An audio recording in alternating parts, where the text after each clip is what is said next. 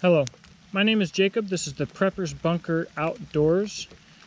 Today we're going to talk about using mini ferro rods in the Ferro Rod for Beginners series of videos here. But the first thing that you want to know is that if you are a beginner learning to use a ferro rod, a micro ferro rod is likely not the right place to start learning. So micro ferro rods are available from a lot of different places. You can get them at Wazoo Survival or quite a few other places. This is from my personal website, Beach and Tactical. This is the Extreme Fire Kit Mini. And the most important thing that you need to know about using a micro ferro rod is the importance of tinder. So if you this video is part of a series. The first two videos are pretty much dedicated to how to find tinder. I'll put a link to those in the top right now.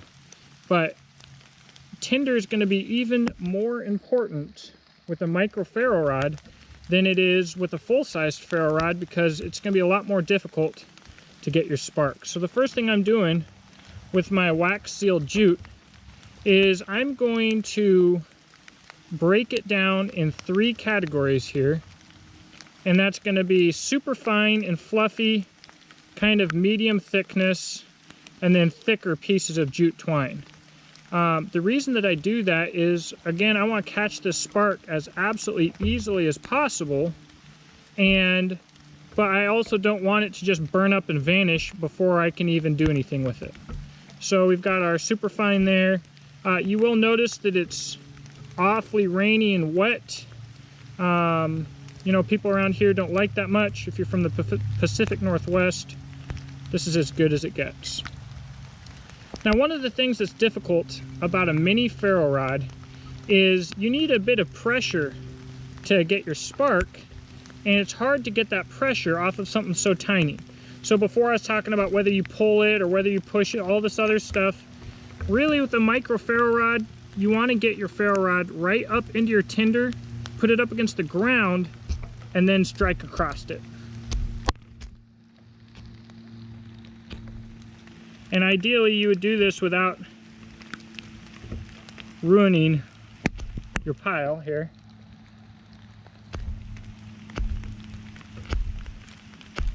It's funny, micro ferro rods are so popular with your emergency guys for obvious reasons, and people carry them around like some kind of safety talisman, thinking that they can get a fire anytime, anywhere, because they've always got their ferro rod on them, and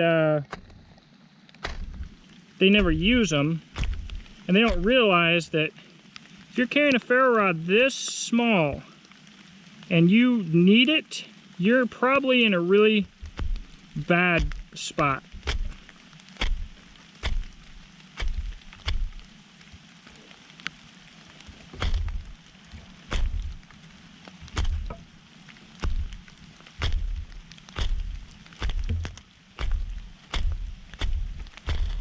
There we go. This is why tinder is so important, especially if it's rainy and wet like today.